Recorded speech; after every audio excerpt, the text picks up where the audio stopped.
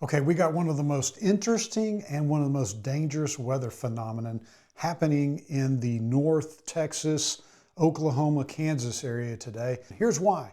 Basically, you have a cold air pocket that hangs around the Earth's surface, and it's just cold air. And really, when a front comes, it sort of acts like a putty knife, where it scrapes along the ground, bringing the cold air in, lifting up the air as the cold air advances. And if it advances, you got a cold front. But what ends up happening is you end up with a cold layer of air at the surface. Now this creates what we call a very stable atmosphere, because we measure the stability of an atmosphere based upon the lapse rate. And what that means is, as we go up in altitude, if the temperature gets warmer as we go up, creates a very stable atmosphere with the air has no desire to rise. No thunderstorms are going to develop as far as this is in this area, but the real threat is this cold air. Because normally, as you go up in altitude, the lapse rate is 2 degrees per 1,000 feet, where the temperature drops as you go up.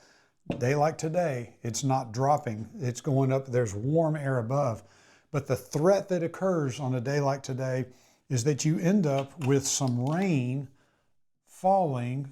So if there's a cloud above with rain that falls from the cloud down below, the rain's developed up above, it falls down through the atmosphere, through the warm air, hits this cold air. If this cold air is below freezing, then the water, as it begins to fall, can hit this cold air and be what's called supercooled. And what that means is it has not frozen yet, but the temperature is below freezing. It's merely waiting for some activity, some movement, to be able to cause it to freeze instantly. And when that occurs, then it will freeze instantly. And so we end up with what we call freezing precipitation, freezing rain, freezing fog. It's a very stable atmosphere, and the rain or the fog falls through this atmosphere into this cold air and freezes upon impact. It can take down power lines, it can take down tree limbs, and it can take down an airplane. It is a definite no-fly scenario for virtually any airplane. This is one of the most dangerous phenomena out there, because you end up with what's called SLD, supercooled large droplets. So you end up with clear ice that goes way back on the wing, and it's just a disaster in terms of flying is concerned. And when the airplane flies through, it instantly freezes on the airplane, and this is severe icing. This is the icing you don't want. Where is this phenomenon occurring? The answer is where the cold air is below freezing with warm air above it. Let's go look on the computer. But this is a big, gigantic mess that's going on here. But let's go look at the intricacies behind this weather and really understand what's going on.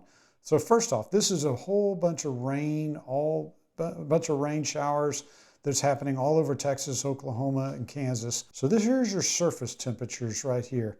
And when you look at these surface temperatures, notice all the green down in here as far as the surface temperatures, they're above freezing. And so we don't have very much icing to deal with. And up here, it's colder where you just got a lot of snow.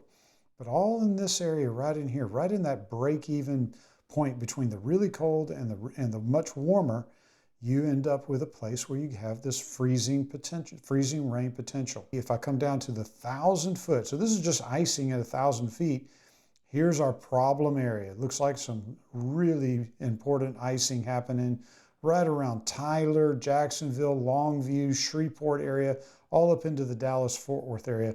But if I go up in altitude just a little bit, notice I'm at 2,000 feet now, a much bigger area of icing potential with moderate and heavier icing forecast. All of this is freezing precipitation.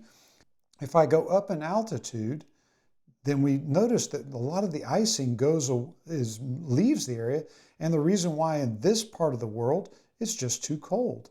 And notice that in the upper part, up into Kansas and up in Oklahoma, we get up into the place where icing can occur at higher altitudes.